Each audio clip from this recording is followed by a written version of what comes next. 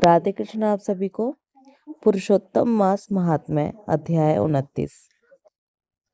पुण्यशील सुशील बोले, हे विभो, गोलोक को चलो, यहाँ देरी क्यों करते हो? तुमको पुरुषोत्तम भगवान का सामीप्य मिला है। कदर्य बोला, मेरे बहुत कर्म अनेक प्रकार से भोगने योग्य हैं, परंतु हमारा उद्धार कैसे हुआ जिससे गोलोक को प्राप्त हुआ?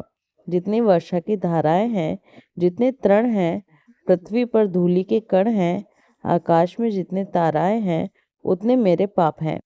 मैंने ये सुंदर तथा मनोहर शरीर कैसे प्राप्त कर लिया? हे हरि भगवान के प्रिय, इसका अति उग्र कारण मुझे बताइए। श्री नारायण बोले, कदर्य के इस प्रकार वाणी को सुनकर हरि के दूतों ने कहा, आश्चर्य है हे देव, आपने इस पद की प्राप्ति का कारण महान साधन कैसे नहीं जाना? हे प्रभु, सबसे उत्तम, विष्णु का प्रिय, महान पुण्य फल को देने वाला पुरुषोत्तम नाम से प्रसिद्ध मास को क्यों नहीं जाना?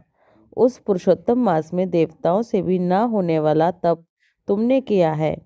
वन में वानर शरीर से अज्ञान में ये तप हुआ है। मुख रोग के कारण अज्ञान से अनाहार व्रत हुआ और तुमने बंदर पने की चंचलता वश वृक्ष से फलों को तोड़कर पृथ्वी पर फेंका। उन फलों से दूसरे मनुष्य तृप्त हुए। अंतःकरण में विशेष दुख होने से पानी भी नहीं पान किया। इस तरह श्री पुरुषोत्तम मास में अज्ञानवश तुमसे पवित्र तप हो गया। फलों के फेंकने से परोपकार भी हो गया। वन में घूमते घूमते शीत वायु घाम को सहन किया और श्रेष्ठ तीर्थ में सुंदर महातीर्थ में 5 दिन गोता लगाया, जिससे श्री पुरुषोत्तम मास में तुमको स्नान का पुण्य प्राप्त हो गया। इस प्रकार तुम्हारे रोगी के आह्वान से उत्तम तप हो गया। सो ये सब सफल हुआ और तुमने इस समय अनुभव किया। जब बिना समझे पुरुषोत्तम मास के सेवन हो जाने से तुमको ये फल मिला है, तो मनुष्य इस पुरुषोत्तम मास के उत्तम महात्मा को जानकर श्रद्धा से विधि पूर्वक कर्म करे तो उसका क्या कहना है? तुमने अपना जो अर्थ साधन किया वैसा करने को कौन समर्थ है? पुरुषोत्तम भगवान को और कोई वस्तु प्रीति को देने वाली नहीं है। इस भरतखंड में अति दुर्लभ मनुष्य योनि में जन्म लेकर जो पुरुषोत्तम भगवान की सेवा करते हैं, जिस पुरुषोत्तम मास में एक भी उपवास के करने से मनुष्य पाप पुण्य से छूट जाता है, वहाँ तुमने उपवास किया। इस उग्र तपस्या का फल कहाँ जाएगा?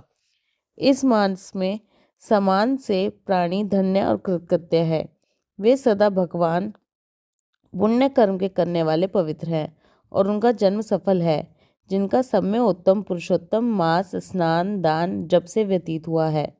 श्री पुरुषोत्तम मास में दान, पितृ कार्य, अनेक प्रकार के तप, ये सब अन्य मास की अपेक्षा कोटि गुण अधिक फल देने वाले हैं। जो पुरुषोत्तम मास के आने पर स्नान दान से रहित रहता है, उस सात्विक पापी शठ धर्मध्वज खल को धिक्कार है।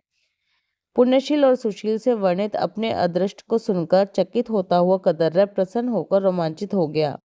तीर्थ के देवताओं को नमस्कार कर बाद में कालंजर पर्वत को नमस्कार किया और वन के देवताओं को तथा गुल्म लता और वृक्ष को नमस्कार किया। इसके बाद विनय से युक्त हो विमान की प्रदक्षिणा कर मेघ के समान श्यामवर्ण सुंदर पीताम्बर को धारण कर वह कदर्य विमान पर सवार हो गया। संपूर्ण देवताओं के देखते हुए गंधर्व आदि से स्तुत और किन्नर आदिकों से बार बार बजाए जाने पर इंद्र आदि देवता ने प्रसन्न होकर मंद पुष्प वृष्टि को करते हुए उसका आदर पूर्वक पूजन किया। फिर आनंद से युक्त योगियों को दुर्लभ गोपी गौओं से सेवित रास मंडल से शोभित गोलोक को गया। जरा मृत्यु रहित जिस जो गोलोक में जाकर प्राणी शोक का भागी नहीं होता, उस गोलोक में यह चित्र शर्मा पुरुषोत्तम मास के सेवन से गया। व्याध से पुरुषोत्तम मास के सेवन से वानर शरीर छोड़कर 2 भुजाधारी मुरली हाथ में लिए हुए पुरुषोत्तम भगवान को देखकर बहुत प्रसन्न हुआ। इस आश्चर्य को देखकर समस्त देवता चकित हो गए और श्री पुरुषोत्तम की प्रशंसा करते हुए अपने अपने स्थान को चले गए।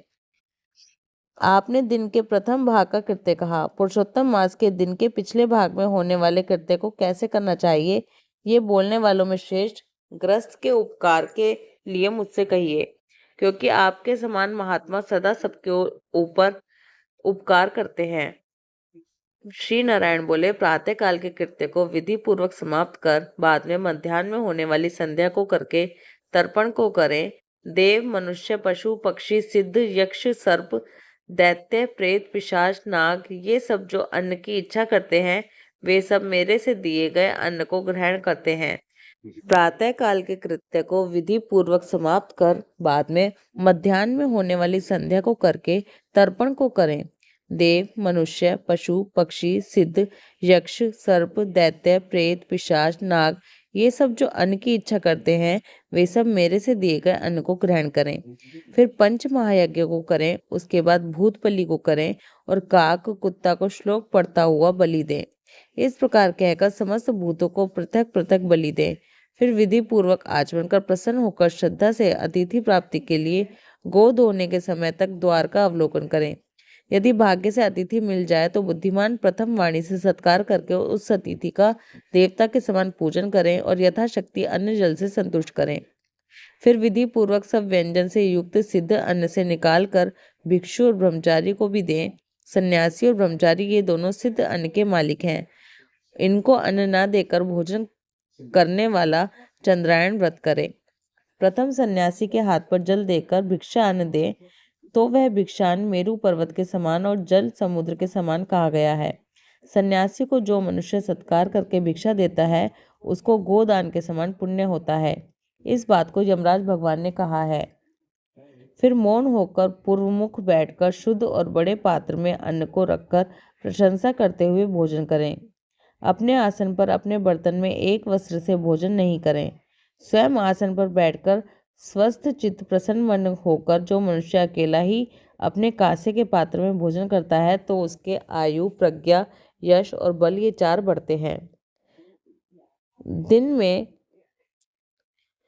मंत्र पढ़कर रात में दूसरा मंत्र को हाथ में जल लेकर निश्चय करें और फिर अन्न का भोजन करें। भोजन में से कुछ अन्न लेकर धर्मराज और चित्रगुप्त को भी प्रसन्न करें। पहले प्रथम उच्चातारण करके अंत में स्वाहा पद जोड़कर घृत के साथ 5 ग्रास जिह्वा से प्रथम निगल जाएं, दांत से ना दबाएं। फिर तन्मय होकर प्रथम मधुर भोजन करें। नमक के पदार्थ और खट्टा पदार्थ मध्य में कड़वा तीखा भोजन के अंत में खाएं। पुरुष पहले द्रव पदार्थ भोजन करे, मध्य में कठिन पदार्थ भोजन करे, अंत में पुनः पतला पदार्थ भोजन करे तो बल और आरोग्य से रहित नहीं होता। मुनि को 8 ग्रास भोजन के लिए कहा है। वन प्रास्थाश्रमी को 16 ग्रास भोजन के लिए कहा है। गृहस्थ को 33 ग्रास भोजन कहा गया है और ब्रह्मचारी को अपरिमित ग्रास भोजन के लिए कहा गया है। द्विज को शास्त्र के विरुद्ध भक्ष्य भोज्य आदि पदार्थों को नहीं खाना चाहिए। शुष्क और बासी पदार्थ को सिद्धांतों ने खाने के अयोग्य बतलाया है।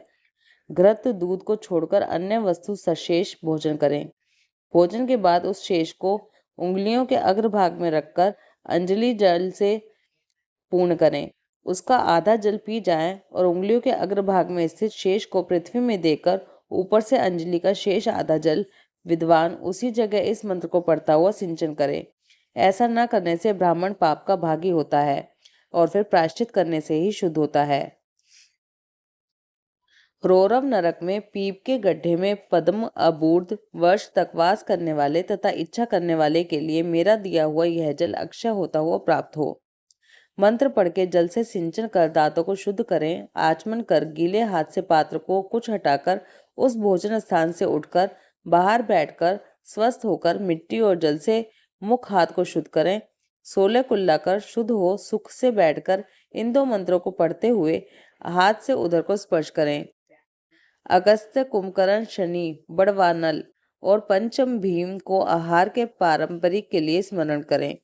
जिसके आतापी को मारा और वातापी को भी मार डाला, समुद्र का शोषण किया, वह अगस्त्य मेरे ऊपर प्रसन्न है। इसके बाद प्रसन्न मन से श्री कृष्ण देव का स्मरण करे। फिर आचमन कर तांबुल भक्षण करे। भोजन करके बैठकर परब्रह्म श्री कृष्ण का उत्तम मार्ग के विरोधी उत्तम शास्त्रों के विनोद से विचार करे। बुद्धिमान आध्यात्मिक विद्या का श्रवण करे। सर्वथा आजीवन से हीन मनुष्य भी एक मुहूर्त स्वस्थ मन होकर श्रवण करे। जो सुनने का कर्म जानता है, सुनने कर पाप का त्याग करता है। श्रवण के बाद मोह की निवृत्ति होती है। श्रवण कर ज्ञान रूपी अमृत को प्राप्त होता है। नीच भी श्रवण करने से श्रेष्ठ हो जाता है और श्रेष्ठ भी श्रवण करने से नीच होने से बच जाता है। फिर बाहर जाकर यथा सुख व्यवहार आदि करें और सर्वथा सिद्धि को देने वाला श्री कृष्ण भगवान का मन से ध्यान करें। सूर्य नारायण के अस्तांचल जाने के समय तीर्थ में जाकर या गृह में ही पैर धोकर पवित्र धारण कर साय संध्या की उपासना करें। हे द्विजों में अधम प्रमाद से साय संध्या नहीं करता है, वह गोवध पाप का भागी होता है और मरने पर रोरप नरक को जाता है। कभी समय से न करने पर संकट में मार्ग में हो तो द्विशेष आधी रात के पहले साय संध्या को करें। जो ब्राह्मण श्रद्धा के साथ प्रातः, मध्याह्न और साय संध्या की उपासना करता है, उसका तेज घृत छोड़ने से अग्नि के समान अत्यंत बढ़ता जाता है। सायंकाल में सूर्य नारायण के आधा अस्त होने पर प्राणायाम करें और मंत्रों का जाप करें। पश्चिम मुख बैठकर मौन तथा समाहित मन होकर प्रणय और व्याहृत सहित गायत्री मंत्र का रुद्राक्ष की माला लेकर तारा के उदय होने तक जप करें। वरुण संबंधी ऋचाओं से सूर्य नारायण का उपस्थान कर प्रदक्षिणा करता हुआ दिशाओं को तथा पृथक पृथक दिशाओं को अपने स्वामी को नमस्कार करें। साय संध्या की उपासना कर अग्नि में आहुति देकर भृत्य वर्गों के साथ अल्प भोजन करें। बाद में कुछ देर तक बैठ जाएं। सायकाल और प्रातःकाल भोजन की इच्छा नहीं होने पर भी वैश्वदेव और बलि कर्म सदा करना चाहिए। यदि नहीं करता है तो पातकी होता है। शाम को भोजन कर बैठने के बाद गृहस्थ आश्रमी हाथ पैर धोकर तकिया सहित कोमल शैया पर जाए। अपने घर में पूर्व की ओर सिर करके शयन करे। ससुर के गृह में दक्षिण की ओर सिर करके शयन करे। परदेश में पश्चिम की ओर सिर करके शयन करे, परंतु उत्तर की ओर सिर करके कभी शयन नहीं करे। रात्रि सूक्त का जप करे और सुखशायी देवताओं का स्मरण कर अविनाशी विष्णु भगवान को नमस्कार कर स्वस्थ चित्त हो रात्रि में शयन करें। अगस्त्य, माधव, महाबली, मुचकुंद, कपिल, आस्तिक मुनि ये 5 सुखशायी कहे गए हैं। मांगलिक जल से पूर्ण घट को सिर के पास रखकर वैदिक और गरुड़ मंत्रों से रक्षा करके चयन करें। ऋतुकाल में स्त्री के पास जाएं और सदा अपनी स्त्री से प्रेम करें। व्रती रति की कामना से पर्व को छोड़कर अपनी स्त्री के पास जाए। प्रदोष और प्रदोष के पिछले वहर में वेद अभ्यास करके समय व्यतीत करें। फिर 2 पहर शयन करने वाला ब्रह्मतुल्य होने के योग्य होता है। ये सब प्रतिदिन के समस्त कृत्य समुदाय को कहा। गृहस्थ आश्रम में भली भांति इसको करे और यही गृहस्थ आश्रम का लक्षण है। अहिंसा, सत्य वचन, समस्त प्राणी पर दया, शांति, यथाशक्ति दान करना गृहस्थ आश्रम का धर्म कहा है। पर स्त्री से भोग नहीं करना, अपनी धर्मपत्नी की रक्षा करना, बिना दी हुई वस्तु को नहीं लेना, शहद मांस को नहीं खाना, ये 5 प्रकार का धर्म बहुत शाखा वाला, सुख देने वाला है। शरीर से होने वाला धर्म को उत्तम प्राणियों को करना चाहिए। श्री नारायण बोले, संपूर्ण वेदों में कहा हुआ यह उत्तम चरित्र गृहस्थ आश्रम का लक्षण है। हे मुने, लोक के हित के लिए संक्षेप में लक्ष्मण के साथ आपसे मैंने पहले अच्छी तरह से कहा है। पुरुषोत्तम मास महात्म्य अध्याय 29 समाप्त। ओम नमो भगवते वासुदेवाय। राधे कृष्णा।